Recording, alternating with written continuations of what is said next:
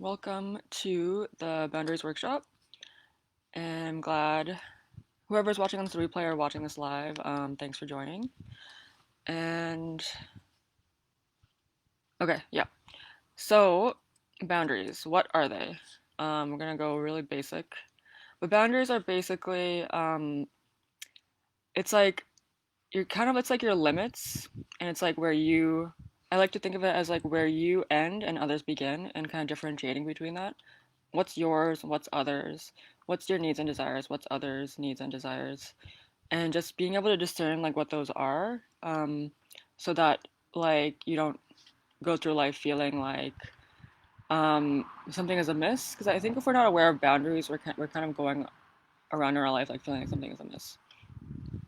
Okay, so I think like for me personally, like I started with like literally zero boundaries. I thought I had pretty decent boundaries, but then like I realized I just completely did not. And for me personally, it kind of came back to matrix morality. So matrix morality is something. It's a kind of a term I made up, but basically it refers to attachment to right and wrong, and to being a good person specifically, and not being a bad person. So I think a lot of us we get tripped up on boundaries because we have an attachment to being a good person, and oftentimes what being a good person means is like kind of trampling on your own boundaries. So, okay, what does that look like in practicality? So, for example, like let's say you like really want like the last, it's like you brought like some food, and like there's like a last piece of a cookie, and like you really want it, but you want to be a good person, and then you want to be a good person. So, instead of like owning your desire for the last cookie, and you also brought it, so it's like you kind of have a right to it. But like instead of owning your desire for the last cookie, you just give it to somebody else because you want to be a good person.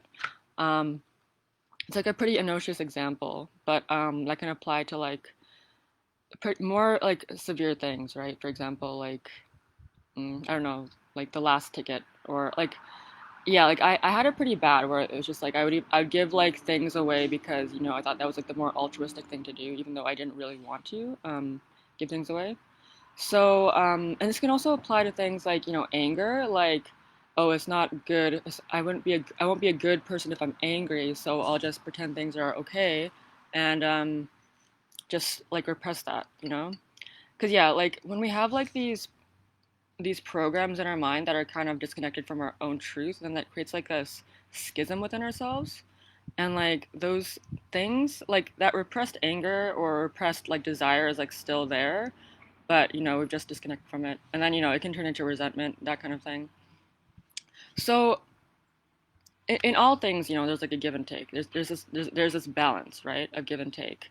And so we want to be kind of aware of like when we're giving, like if it's coming from a place of like a full cup.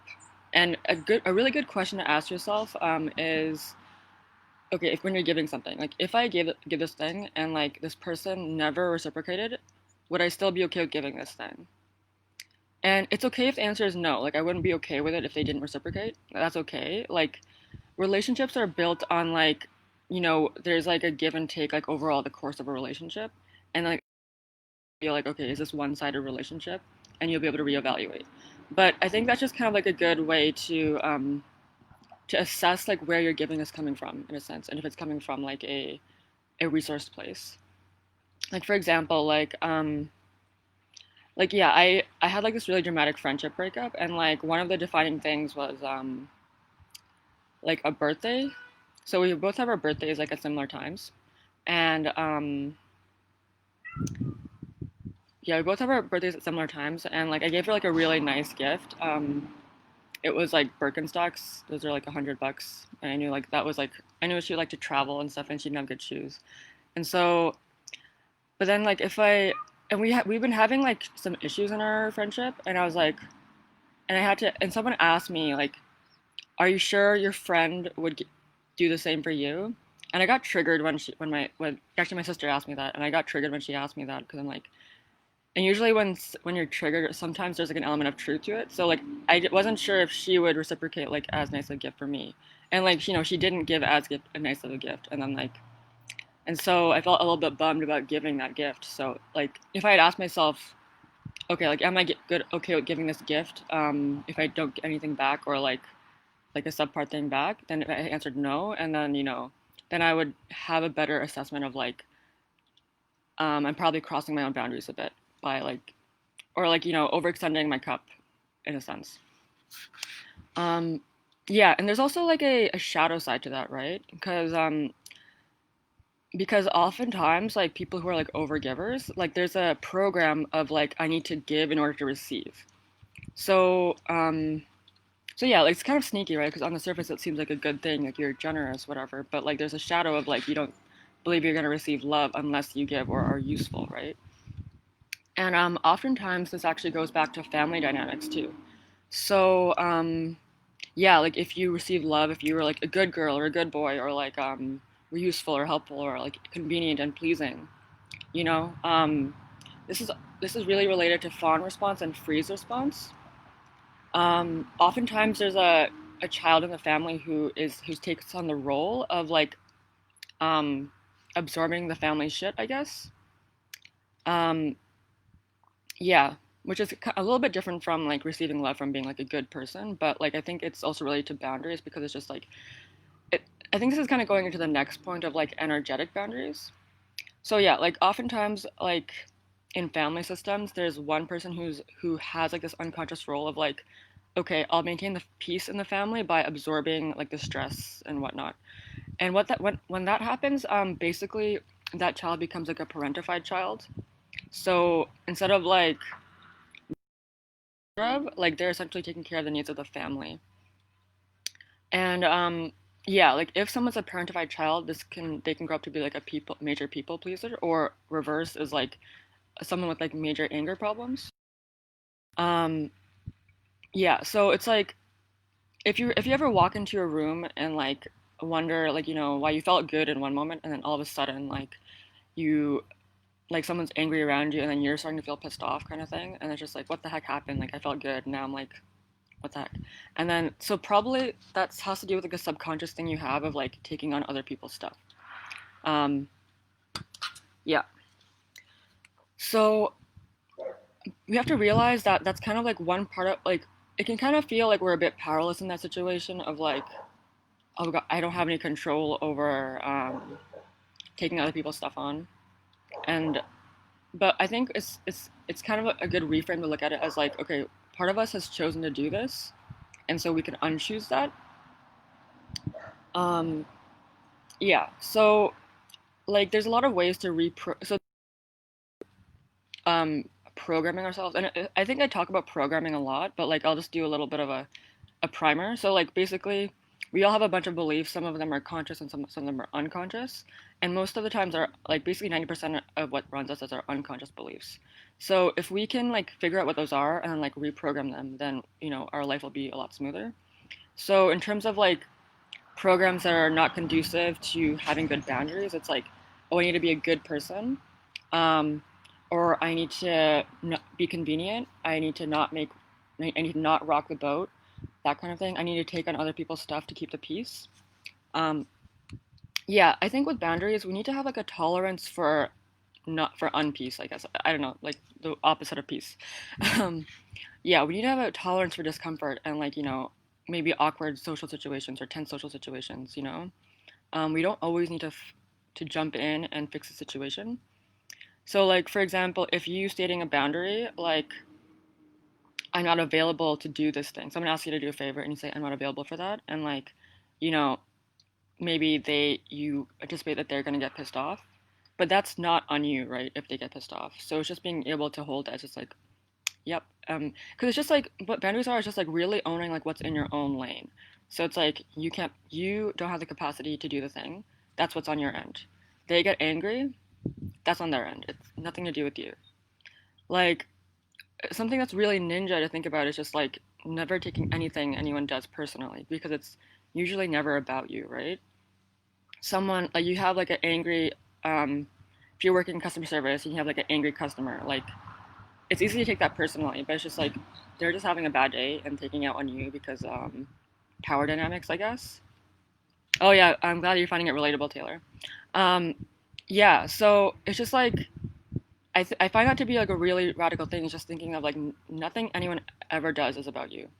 Um, and something I like to imagine. And this goes for so another example of this is like for example, I find this pretty helpful to think about in terms of like I'll use an example of like race stuff. Like if someone's like being racist towards me, it's really easy for me. I could take that personally, but I could just be like, you know what, this is his stuff, right? Like it can seem like it's about me, but it's really just about his ideology and like whatever, and it doesn't have anything to do with me. So sometimes um sometimes what I'll do is I'll imagine like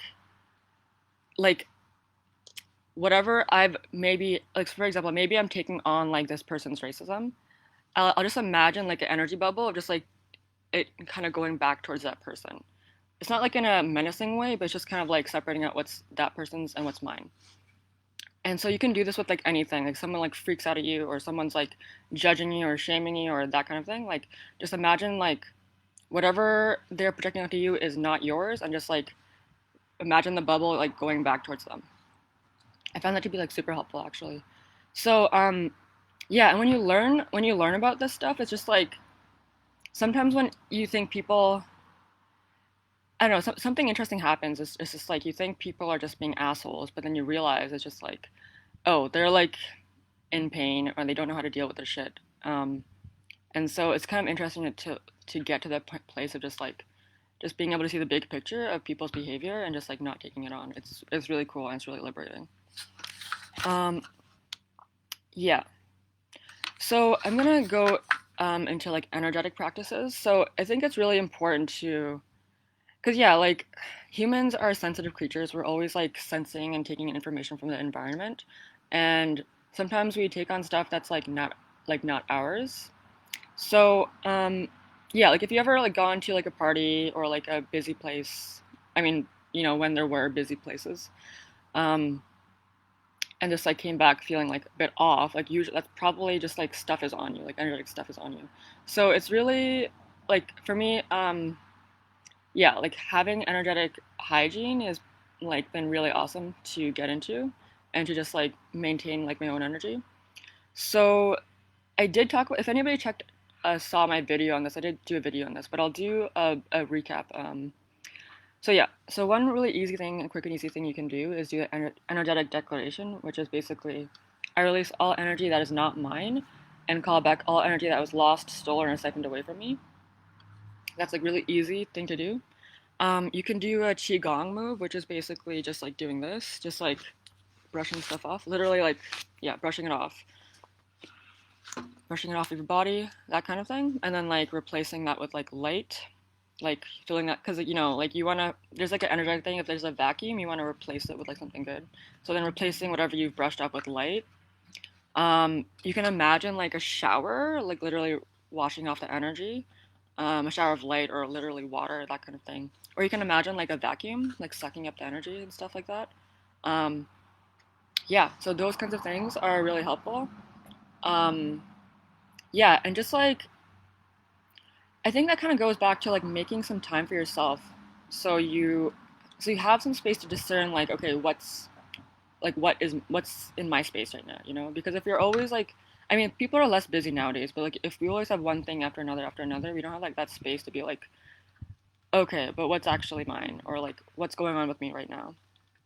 um yeah, and I think like yeah, we need to get make that time to be connected to ourselves because we only know what our boundaries are if we know ourselves, right? So yeah, and I think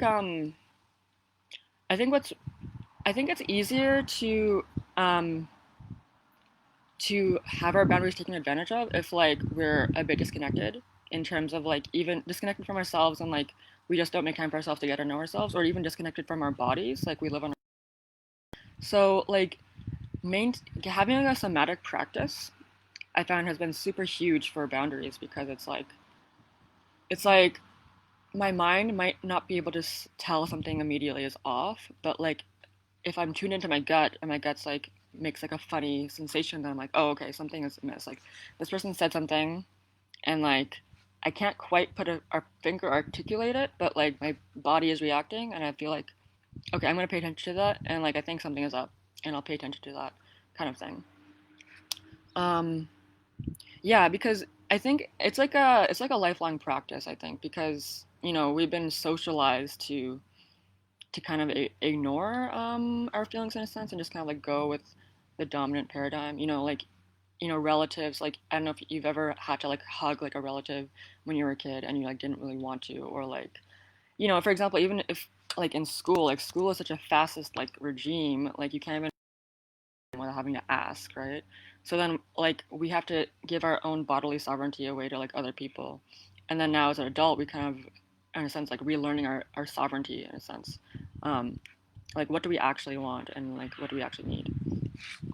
Um, so yeah, so if we're on this path of like owning our desires and needs, like it's basically like not being afraid to own that.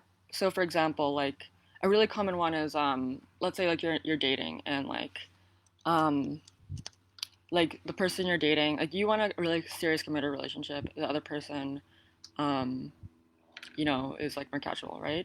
And so you like this person, you want to make it work, but like, you have like this conflicting desire. So, there's option A, which is just like kind of ignore your desire for a committed relationship and just kind of go with the flow, and try not to seem too needy to the other person. Try to be like the chill, cool girl or whatever, cool guy, cool non-binary person, whatever. Um, but that's option A, right? Just kind of like because basically the opposite of having boundaries is just like shapeshifting to whatever anybody else wants, right? But option B, when you have good boundaries, is just like, hey, having a conversation at some point, like, hey, like I would like this. I would like to have a committed relationship at some point. What do you want? That framework, I want this. What do you want? Is a really great framework, right? And so they can say either say yes, I want to go for it, or no, I don't want to go for it. And then from there, you can be like, what do you want to do, right? Um, because yeah, it's basically like we can't like we have to really be aggressively in our own lane and just realize, okay, based on what the other person is doing, what do I want to do? Instead of being like, okay, that person needs to do something else differently, right? Like a really cool example that I came across, and I work for an organization um, doing disability rights activism. Um, and I had like a non-crisis intervention training recently, and they had a really good example of where it's like if someone's yelling at you, like what do you do? Like do you ask them to like speak quietly? Like on the surface that seems like a good thing to do, right? But and I don't necessarily disagree with that except like for if someone's like yelling, usually they're dysregulated and can't really speak quietly. So instead of like asking them to change, it's just like what can you do in that moment? You can like walk away, right? And be like, hey, this is really loud for me right now. I'm just gonna walk away. You can come back when you're feeling a bit better, that kind of thing. It's just like, what can you do and not be focused on what the other person can do or not do, right? I mean, you can make a request of them, and they can either meet the request or not. Um, and that's also another thing to keep in mind. Is just like if you made a request to somebody and they're like yes, yes, but then they don't do it, like you kind of you that's like the ball's in your court in that sense, right? Um, yeah, like that's kind of like that's something I kind of that tripped me up a bit because like I had like this relationship where like I would have these conversations and they seemed to be good conversations. Like we made like progress, but then like if I actually looked at the behavior, like the behavior itself did not change. And yeah, that's like that's actually shadow gaslighting. It's like when someone says something, but then the behavior doesn't match up, I guess. And like they're probably not aware that they're doing it, but like because it's like a subconscious thing. Um, yeah. So basically, the point of that is just like what can you do, what's on your end, and not being dependent on other people changing their behavior in a sense. I mean, like but like with the, you can ask them, but like you're not like totally dependent on that. That's actually called codependence. So, yeah. Okay.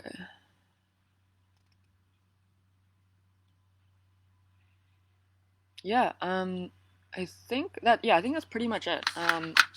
So if anybody has any questions, like feel free, or has any anecdotes.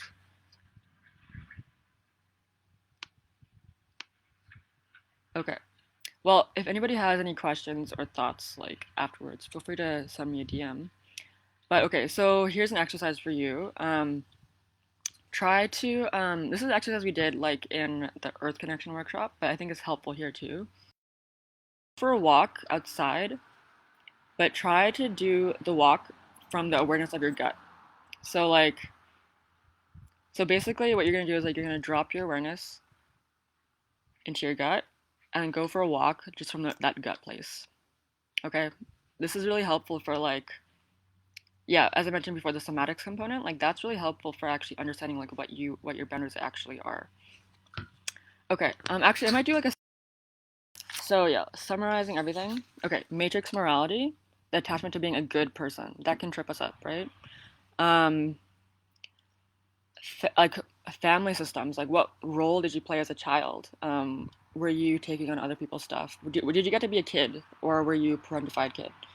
Um somatics, under like having the awareness of like the rest of your body and not just your mind, like being connected to all aspects. The give and take in relationship, being aware of if you're giving from like a full cup or if you're giving from a need to get in a sense. Um, Not taking what anyone does personally because it's usually never about you. Um, if you're hearing my cat in the background, yeah, that's my cat. Anyway, um, maintaining energetic practices. So, yeah, just doing energetic hygiene kind of thing. There's a qigong move. There's an energetic declaration. There's like the vacuum. There's like the energetic shower. Like those are really great things you can do. Um, Being willing to be inconvenient, disruptive, and social